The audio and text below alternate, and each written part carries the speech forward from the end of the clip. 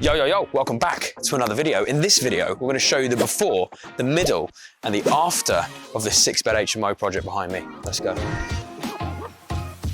Right, so let's go inside. We started about 2.5 weeks ago, and we have done site clearance and infrastructure. As you can see, ripped out a lot in this building. We've created new structural openings. This will be a bedroom with its ensuite. Through here was the old kitchen. We've knocked in some lintels into the old masonry. Right here, we're going to put in a big steel, and out there, we're doing a 5x3 kitchen extension, which the footings have already started, and the block work will start next week. And that will rise up out the ground like an eagle. Here's another bedroom, which will have its ensuite tucked in there. And then back through here, we can show you the upstairs. So if you look up here, we're going to create a new light well. We've taken out the ceiling up there. We've got to put some new stairs in. We'll have a big Velux roof light feeding down natural daylight. Up here, more strip out. We've taken out all the chimney breasts in this building. All the walls have come out, which are going back to brick, nice and easy. It was in a bad way anyway. We're going to have a bedroom with ensuite in here. Nice and easy. Grid ceilings are going in as well. A bedroom there with an ensuite there. Then another bedroom here with its ensuite in there. We've created this new structural opening because there'll be a lobby here, then feeding the new stairs up and into the loft where we've already started to trimmer out the opening.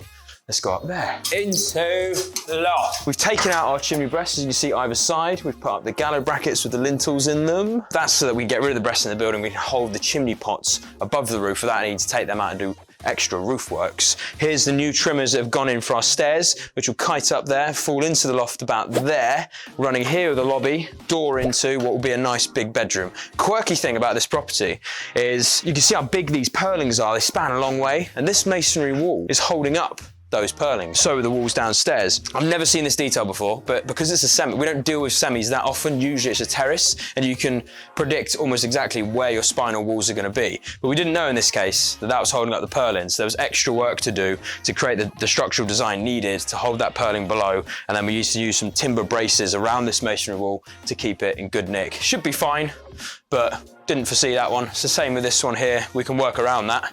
And then we'll have an ensuite over here once it's done as well. A nice big bedroom in the loft. So we'll see you on the next stage of works after we've done our first fix. 3 weeks later. And here we are. We're back at Clifton Road. We've made loads and loads of progress over the last few weeks. We've got an extension that's gone up. The loft is now converted. New stairs are in. All of our walls are in. First fix is all done. And we're going to plaster into some of the property as well. So let me take you through. So it'll be pretty unrecognisable to some of you watching this. Let's come into this first bedroom where we've got the guys in here. We maxed out the space. We managed to bang a hallway into this bedroom so that feeds through to the kitchen. And it's still a huge room. Got all of our first fix points in for our lights, sockets, switches, TV point back there, ensuite buried into here, which is a nice size. So we're getting everything we want out of all the rooms in this property. Every single room is a minimum of about 12 square meters, which is great. That's like ample size. And then you've got the ensuite on top of that. So then you come back through here, and we've got this lovely hallway. I'll show you the stairs feature after. Coming straight through to the second bedroom, which is again, a really good size. This could have been a small bedroom, but because we did the kitchen extension, we managed to gain loads more space. And then this gets to sink in to the existing kitchen, which is nice. Ensuite, and then again, you can see all of our electrical points. We've got our bedside sockets. Then we'll have our wall lights as well. TV points over there. Here's where our vertical rads are going to go. And then come this way. We cut through this masonry wall and cut through this one so that we're saving space. And this is the old kitchen diner, but we've now going to extend it into the new extension. So we put this big lintel in, and we're going to drop this out soon. You can see here, electrical points that we've put in for our wall-mounted TV, and our Wi-Fi is going to sit there on the shelf as well. Sofa back there, be a nice little snug area, and then it will sort of plane out into a massive kitchen where we've tried to maximize daylight. So we've got a window and door that side, skylight here, pooling light straight into the middle, and then double doors back here where we'll have little steps down to a patio area. So there's just light coming in from all sides, makes a nice dynamic sort of space. Kitchen's gonna run all along this wall. You see we've dropped down some of our first fix here, and then we're gonna actually leave this brick wall here exposed and tart it up like a little feature. So it'll look quite cool in the kitchen, and then there'll be a little island piece that sticks out. And then that's the rear access to the bins. Now, we're gonna head upstairs. Before we go up, I just wanna show you this. So we really wanted to make this a feature piece of the property. And you can see here how the stairs kind of all spiral around and down to the bottom, which is like a lovely touch because we didn't have to do that. We could have enclosed it all in just to maximize space. To do that, we had to do quite a lot of structural work. We had to get a design done to brace this wall here because it's actually holding up the purlin in the loft. And then we had to drop a steel in to hold up the existing floor joists, another steel the other side to hold up the other side of the property joists. And then this wall is now a structural element with a lintel above to then allow our stairs to come through this way. But we'll go up there after. First, we'll go into the 3 bedrooms that are on this floor. So this room structurally didn't change much. We just added an ensuite in. And we're going to plastering here now, getting our door linings in.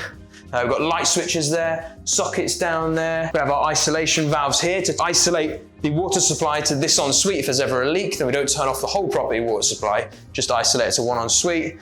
Wall lights, bedside sockets, TV up here, sockets for the desk. We're trying to kit them out and maximize every square inch of the wall space. And then our vertical rads go in there. And then we've got 2 more bedrooms off here. So this was all an open canvas before, but now we've, again, minimized circulation area. So we're just looking at about 2 square meters here on this whole floor to circulation. And we've made these 2 bedrooms quite big. This here was a tiny bedroom, but now it's massive. You have the bed there, TV on the wall there, again with the lighting points, and we've kinked this wall in to try and push this bedroom out as much as possible into the corridor space whilst keeping the lovely window feature. Because it's nice to have a window in a bathroom. Tenants love it. It just makes it a nicer experience when you're getting ready in the morning and things like that. And we've got 2 bedrooms in this property. They've got en suites with windows, which is nice. So we've got some taping and joining going on here as well. We're ready for the skimming. And then this bedroom, same thing again, really nice space. Took all the breasts out in this, as you'd have seen in the previous video. Just to get that extra 1.5 meters against those walls, makes the furniture so much easier. TV, light switch for this bathroom. So this bathroom was a bit bigger that way, but we pulled it in to get the stairs in. Still a big bathroom. We have our corner shower, toilet, sink, happy days. Now we're going up to the loft. This is just going to be a really nice piece. Whichever tenant gets this top room is laughing. It's just such a nice experience coming up here and into the loft, where usually these are tight, closed, claustrophobic spaces. But now we've got that Velux in there. Yes, it's an extra cost, but it massively pays for it, the end result. And then nice landing area, door in, and you got this. It's basically like an apartment up here. We've maxed out the eave space so you can see in it. There's all this storage, which is just what you want in these kind of loft rooms. More storage down there. Headboard will go against here with the bed. 2 Veluxes here to bring in as much daylight as possible rather than just 1 Velux at the top. This way you can see right the way out to the park, which is nice, again, for a tenant. In here, big bathroom. This actually ended up bigger than we wanted it to be, but we just were worried about the head height restrictions we were going to get here. Once you stick that shower tray onto its legs, it just gets a bit tight. And we need to make sure that shower head gets in. So shower in there, toilet there, sink there, still a nice big space in here. And then TV on the wall, bing bang boom, more storage, ideal. Come back when we're hitting the decoration phase, or the property might just be finished. I'm not entirely sure what we're going to film next. See you in a bit. 4 to 6 weeks later. And we're back, and it's fully finished. Other than a builder's clean, just needs a little builder's clean. But you see we've done the anthracite windows on the front, bits of painted purple, extension to the side as well. Here she is, looking lovely. The planners don't like it, they think it's ugly, and we're just like, shut the fuck up, planners. The neighbour loves it. We've reinstated the fence, got rid of all the rats and the soil and the waste issues that were in the ground. And then we're going to build them a shed as well in due course. But for now, let's go inside and show you the finished article. And here we are, inside. I am gassed about this one. So this is a part of our new product offering, as I've said in many, many videos so far. You notice we've gone to a lot more length with the communal areas. Basically, it's mostly these feature panels that we've put in, which are basically just trims that we've added, bits of wooden trim and a dado rail that run all the way up. The rest of it's just wall, that's still just wall. It's not actually wooden panels. It's just a cheap way to do it, but with a great effect. Anyway, this bedroom. So a lot of knocking around is happening in this property. It used to be a big breast here. We've pulled that out to shove that ensuite in there with a flush wall. Now that wall is actually just a stud that we've dropped in because behind that is a corridor we've ran through to the kitchen. But you can see it doesn't impact the room at all, losing that corridor space. If anything, it makes it a bit more snug. a bit nicer to actually live in, but also gives us plenty more space into the kitchen and the second bedroom on the ground floor. You see what we've done with this light well, sticking in that Velux right at the top, pulls down daylight, got a light bouncing in different directions, and it looks great. The floors in here were failed, if you may remember from previous videos, so we had to reinstate the floors, take out the chimney breasts, and we create these lovely spaces. And you notice we've gone for the MDF panels as well behind the headboard. Again, cheap and easy to do, looks lovely. Obviously it's a bit more labor, a bit more work, a bit more finishing and stuff like that. And they can get chipped and things like that whilst the furniture goes in. So a bit of TLC to them, but they create a really nice effect in the room. They have bedside lights and electrics. Then we've got these new sort of media units, if you like, with a desk, the drawers, mini fridge underneath, little seating area, and then acoustic panels, mounted wall TV in the middle of them, floating shelving unit, little ornament for some deco, but it creates a nice piece. And then the bathrooms, we've managed to, you see this overhead lintel that's running through here. There was the structural wall here, and we've stolen some space from the living room so we could get this snug ensuite in here. This room is optimized to the hilt. You'll notice where we've got enough space there for the rad, the door swing, the mirror, the wardrobe, and everything just works. So this was a part of that first bedroom we went into, but now we've managed to run a corridor through here. The ensuite's behind there for that room, and we've still managed to retain a good living space. So here's now our living room. We've carried that panel all the way through so that it's consistent throughout this ground floor. And then TV on the wall, the Wi-Fi mounted. And then this big lintel we chucked in here, cutting out the external or the end gable of this semi-detached property to build this extension area. And this extension area just does it. It just sells the whole thing. We've kept some exposed brick there as well, which needs treating still. We've got now a little patio area down there with the double French doors, another door there to the rear yard, kitchen with a little island hanging out, bar stool area. It's quite a snug extension, but when opening it up into that living area, it just looks class, it looks sick. And we've got the double single fridge freezers there as well. So this is in the event, you could put just a double American style, but if one fridge goes down, you've got another one, there's backup. So tenants won't go without cold storage, and they've got the mini fridges in their rooms. And then we've got the washing machine and the drying machine, two separate units, again, just to help with turnover times with tenants. So it's not one tenant using it for like, a 6 or 7 hour cycle. Instead, every 2-3 hours, they can be moved around, which is a complaints we've had before.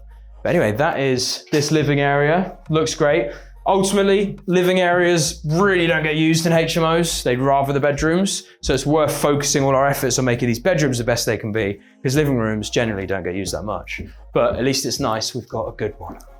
And then that experience, just walking up here with the nice high vaulted ceilings all the way to that Velux at the top. Don't get me wrong, this isn't grand designs or anything, but we didn't have to do this. But it's created a nice space. Come into this room, bedroom 3, and it's the same thing. They've got the sort of media unit set up, wardrobe, much more of a snug room here, but it's still a good room. This is still perfect for what a tenant needs.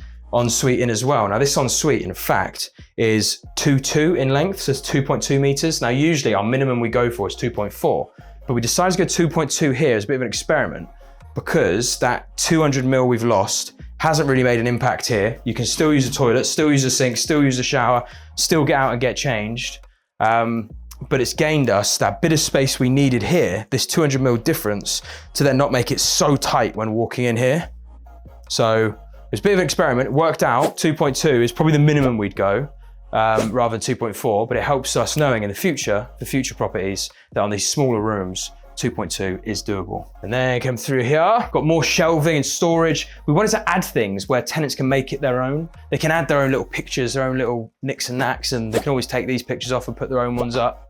And again, with the feature panels, we've gone for purple and green throughout the property. We've alternated it, thinking that it creates a little bit of diversity.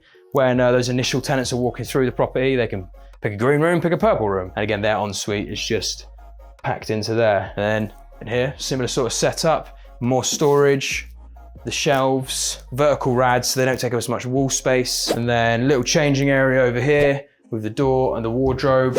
And then into the bathroom, with loads of daylight. We're going to stick in obscured film along here as well, so obviously it's a bit more private. But this is a lovely bathroom. So we do vinyl floor still. I'm still not sure if we're going to tile in the future. Maybe we'll do some tiling. but the vinyl is so much easier on the maintenance. And then the same with the cladded panels as well. So they're cladded panels in there rather than tiles. So we could go a little bit more decorative in the bathrooms, and we're going to experiment in the future with some more, maybe just sticking more paint on the walls at like a dado height. We can maybe do something like that. That might frame the bathroom a bit nicer. Stick a dado rail in there as well. So that's something we could think of, but I do want to avoid tiling if possible, because yes, it looks great initially and it's fine for maybe the first year, but over the years, as the grouting starts to go, and that can cause leaks and other problems, it's very quick and easy to change cladding. Tiling is more expensive and longer to fix and more likely to cause more problems. Then you times however many bathrooms we have, say over 400 rooms that we have, imagine that times by the amount of potential leaks and the tiling requirements. So maintenance very much on the forefront of our minds, but we've still managed to increase the spec massively without increasing the demand on maintenance. Then we've got this loft room where, again, we could have closed all this off, but instead it's this nice airy space. If you're a tenant coming up here and living in here, it's just a nice place to be. Usually the entrance and the lobbies to these loft rooms are awful, but with this one having so much width, we could create a wider lobby and then they still get a really deep room. Now, these walls here are structural. They are holding up the purlings that you can see there. And quite annoying, because by leaving them in, it creates these sort of awkward spaces, but we've tried to make the most of it. Down here is just gonna be storage. They can bang in a suitcase or whatever they want down there. So storage is good. In here, we've managed to get a desk either side of this one, so a his and hers desk. There's a little bit of TLC still to do on this room specifically, but you get the idea. And then more storage space in those gaps. And then we still managed to get an ensuite in as well. It's quite a good size, to be honest. Like, this is a decent space if a couple sharing this upper floor unit. And then we've banged in 2 Velexes as well, one above the purling and one below, because when they're shut, they create a nice view to the park. TVs wall mounted in every room as well. Kitting out this loft was quite a lot of work. We had to completely redo all the floor. We took out the old eave space and dug them right down to give that illusion of width up here. So it feels like it's a lot wider than it is, even though that usable space there is pretty much dead beyond that point. But it still feels a lot nicer. And the rents on this property will be attracting about 650 to 700 quid a room, which will be phenomenal. And this is the specification we're going to carry forward. This is our new base. This is our new minimum standard. And everyone in the team is aware of that. This is our new minimum standard. And if anything, it can only improve further. So we just want to increase it and increase it and increase it. But we've now set ourselves a good benchmark. These are some of the best stock on the market, and we're doing it at scale. And it's the scale part that's hard. Anyway, that is this new project. I hope you've enjoyed this video, a nice little before, during, and after to capture the different processes in the construction and the build phase. Thank you for watching. Make sure you like, comment, and subscribe. Now, if you're an investor and you want to add projects like this to your portfolio, then hit us up at info@buypartners.co.uk or check out the link in the description. You can book a discovery call in with our investment director. And if you want to learn how to do projects like this, then we offer training now. And there's a free training course you can grab if you click the link in the description or on the screen, and you can go and watch a free workshop on how to start your development journey. It's free, so why wouldn't you do it? Anyway, subscribe. Peace.